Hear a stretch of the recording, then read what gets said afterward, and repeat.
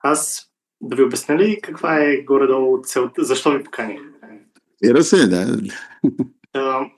Целта ни е, аз имам доверие на вас, ние водихме няколко разговора неофициално, без запис и ми се иска да се комбинираме нашето движение, което е около 800 човека в момента за няколко седмици, да се комбинира с пряка демокрация, така че на изборите април месец да може да получите над 1%.